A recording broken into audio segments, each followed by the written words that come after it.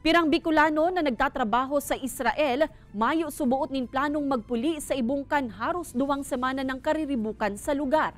OWA Bicol nakaandam naman na magtaong asistensya sa pamilya kan nasa 500 na mga Bicolanong nagtatrabaho sa Israel. Uya ang report ni Jessica Calinog. Wala tuoan nagin mga pagsabog, nilaog pa kan armadong grupong Hamas ang Southern Israel. Nagparapambadil ng hostage asin naglalay pa nin Israeli tank. Inian suminabat sa mga residente kan Israel makalihis na gayo ang pagtapos kan maugmang selebrasyon kan Sukkot Day o sarong semanang Jewish holiday sa nasyon. Mantang 60 kilometro man ang rayo sa mismong pag-atake. Takot asin paghandal ang darakan pangyayaring ini sa OFW asin tubong San Jose malilipot albay na si Luma Rigondon. Nagtatrabaho ngunyan como sarong caregiver sa Bat Yam, Tel Aviv, Israel.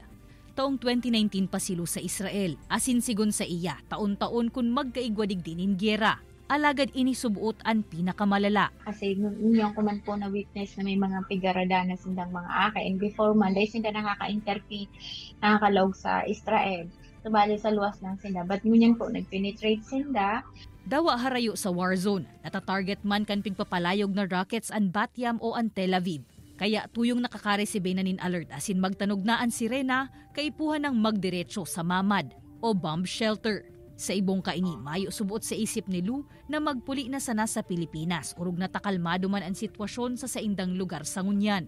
Ay, Diyos ko Lord, kung tatanungin mo lang niya itong dakula may opportunidad lang sa Pilipinas na maitatao pa sa Samoya.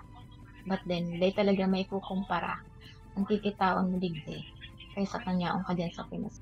568 Bicolanos na OWA member ang nagtatrabaho ngunyan sa Israel. Alagad sa presente, mayo pa subuot ni nare-receiving report ang OWA Bicol kung igwana sa mga inini nag-signify para sa voluntary repatriation. Sa ngunyan, they are leaning towards not recommending a mandatory repatriation. Kumbaga, ang inclination ngunyan kang Philippine Embassy is to just sit it out. Halato na maging okay. Uni man kayong nangyayari sa Hamas and Israel, it's been going on for decades now.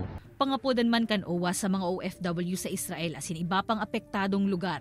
Oras na itaas kan Philippine Embassy sa Alert Level 4 asin maglala pa ang sitwasyon, magsunod asin dai na makitagasan pa sa mga otoridad, nganing maibitaran man na malaag sa delikadong sitwasyon.